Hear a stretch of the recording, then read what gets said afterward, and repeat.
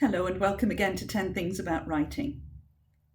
Today I'm going to talk about voice, which is one of those things that you hear about in creative writing classes, but it's not always apparent what it is. However, voice is not a big mystery. Everybody has a voice. Everybody has a writing style. Now, some of us are kind of almost born with a natural authorial voice. Some acquire it over years of practice and wide reading. I was one of those people who didn't really know what their voice was for a long, long time.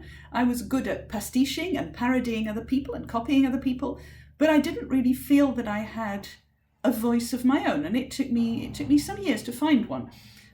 If that's you, don't worry. It is completely normal, and in some ways it's a good way to develop your writing skills, because looking at the way other people use voice, copying the way other people use voice is a really good entry point into your own voice.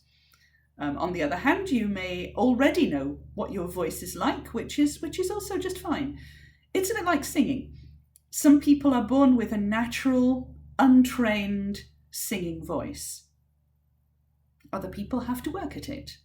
They have to train themselves, but even if they are trained, and by training I mean through wide reading, through exploration of other people's voices, you still have a tone which is unique to you.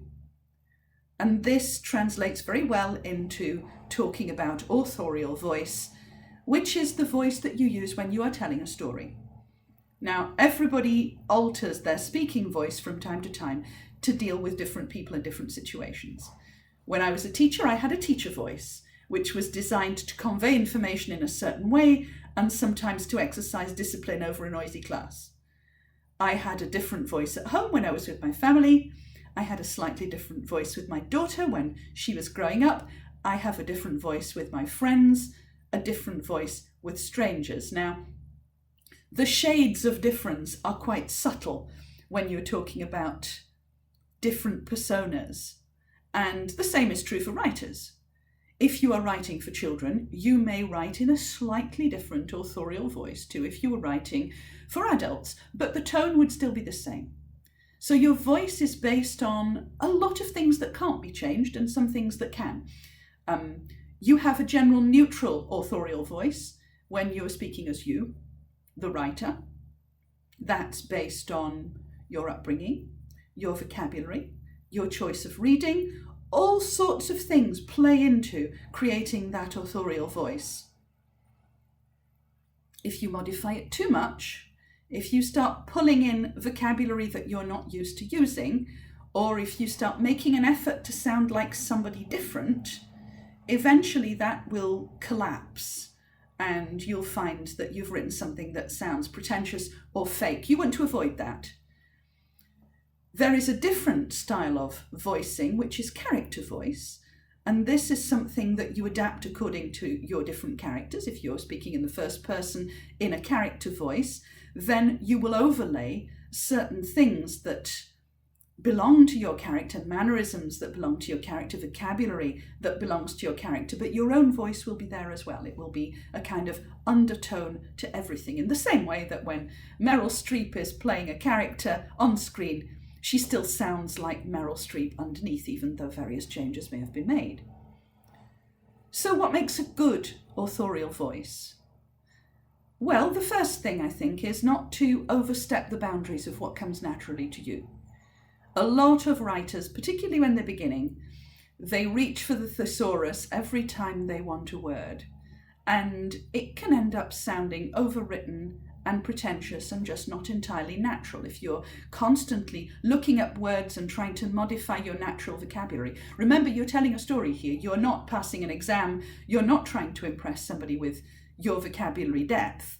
Instead, you are trying to convey a story as naturally and as graphically as you possibly can.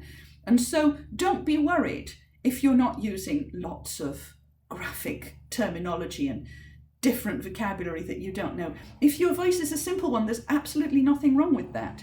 If your voice is a more erudite one, there's nothing wrong with that either. Neither of those are bad things. One is not better than the other. If you're looking to establish a character voice, then there are a few things to think about. Depending on who your character is, where are they from? Do they have an accent? And I don't mean by this, you write everything down in dialect, but there are certain vocal patterns that they might adapt that you might want to use. Where do they come from? Who are they? What was their upbringing? Can you put clues into your character's personality in the voice that you adopt for them? All these things are possible. All these things make for more interesting reading experiences for your readers. Now I'm going to give you an example of some very different voices, just so that you can see what I'm talking about here. And the first one I've got is John Lanchester's The Debt to Pleasure, which is a first-person narration. It's very well written. It's an extremely good example of an unreliable narrator. And it's basically a murder mystery disguised as a cookbook. And this is just from the intro. And I'm going to just read the first little bit of a paragraph to see if you can see what I mean when I talk about character coming out through voice. The character is called Tarquin, by the way, which should tell you something about him already. This is not a conventional cookbook. Though I should straight away attach a disclaimer to my disclaimer and say that I have nothing but the highest regard for the traditional collection of recipes, arranged by ingredient and in broad, usually geographical categories.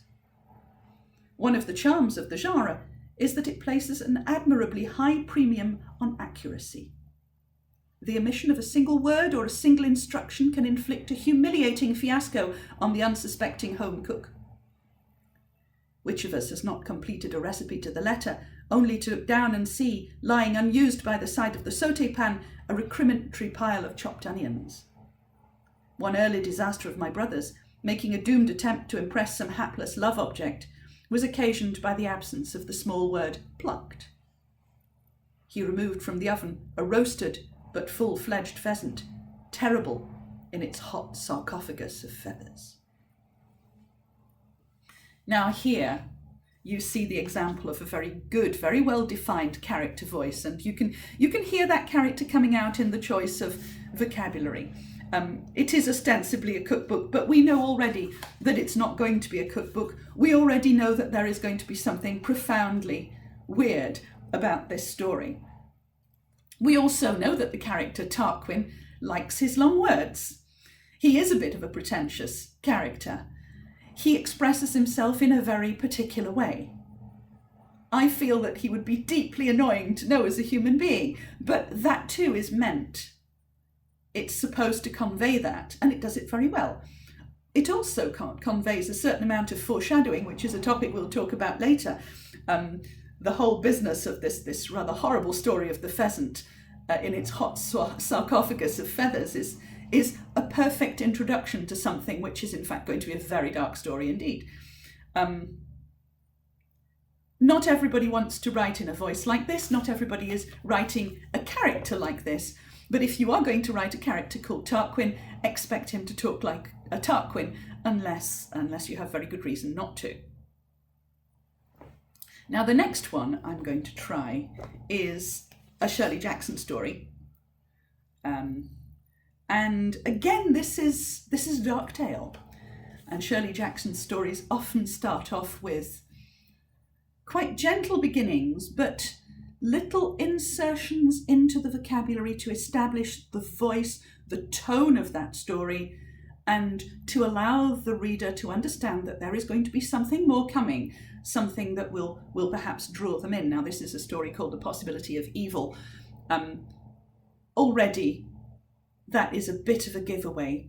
But the voice is a third-person voice, this time not a first person. And so what we hear here is mostly Shirley Jackson's voice, with a little bit of that impersonal narrator kind of tone coming in, which removes the reader slightly from the immediacy of the experience, the character experience, because John Lanchester's book, Tarquin, you hear Tarquin's voice, you are quite close to what he's feeling.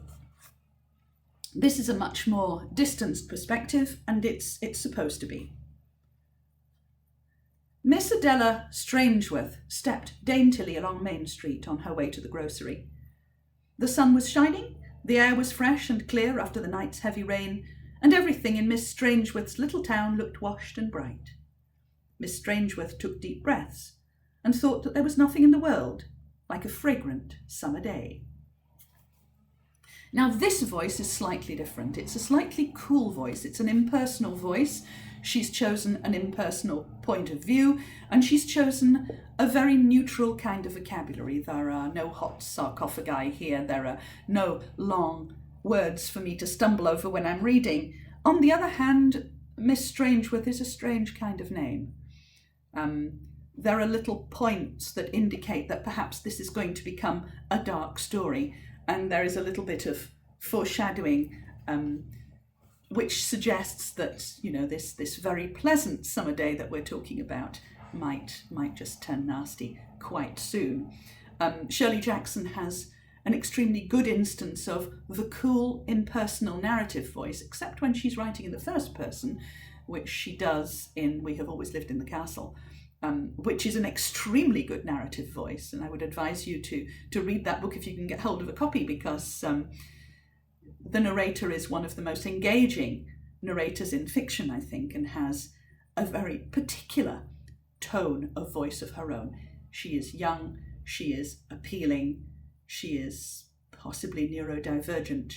She is very different from Shirley Jackson's third-person narrative voice. I'm going to give you another example. This is Ian Banks from The Wasp Factory, and again, you've got a very particular narrative voice here. This one, and of course Ian Banks always does start off with the best opening lines in fiction, but again, the voice is rapidly established and there is a character attached to it. Straight away, you know what you're going to get. I had been making the rounds of the sacrifice poles the day we heard my brother had escaped. I already knew something was going to happen. The factory told me. I need go no further with that one because you're already there. You're embedded into the voice of that character. You've got a simple vocabulary structure again. We're talking about a youthful character. That's fair. But there is also some distinct oddness in there. The factory, the sacrifice poles. Not only is this a great opening line, but also you know that there is going to be something different, something odd about this young narrator. You're just waiting to discover what it is. My last example, which is from P.G. Wodehouse, is a very different kind of voice, but yet again, P.G. Wodehouse is extremely good at establishing vocal mannerisms and characteristics. Who knows whether he spoke like this in real life, but his books are written in this jaunty, attractive, slightly idiosyncratic tone, and he delivers it very well indeed. This is from Stiff Upper Lip Jeeves, and it's the first opening paragraph. I marmaladed a slice of toast with something of a flourish, and I don't suppose I have ever come much closer to saying tra-la-la as I did the lathering, for I was feeling in mid-season form this morning. God, as I once heard Jeeves put it, was in his heaven and all was right with the world. He added, I remember, some guff about larks and snails, but that is a side issue and need not detain us. Again, instantly you've got your character there. He is a comic character, you can tell, because he's already delivering comic lines, but he also has a tendency to make up words like to marmalade, this kind of thing. You know exactly what kind of person you're talking about here. He's chirpy, he is not necessarily very bright, his vocabulary base is not especially impressive. He does like to play around with language, but this is P.G. Wodehouse's liking to play around with language, as well as Bertie Woosters. And so you can see how very different these voices are, how very effective they are in their own way. And yours can be like this too. You just have to decide what your tone is, what you would like to do to improve your tone if you feel that it needs improving, and then just to gain confidence with him, because it's just like singing. The more you do it, the more confident you become, the easier it feels. Now, if you feel that you haven't yet discovered your authorial voice, don't worry about this. It took me till I was in my 30s to discover mine. Instead, do what I have done And read as many different authors as you can in as many different voices. Look at diverse voices too. Look at neurodivergent voices. Look at BME voices. Look at different stories told in different ways, and as many of them as you possibly can. And then claim yours. Because remember, your voice is unique. It does not have to be technically proficient.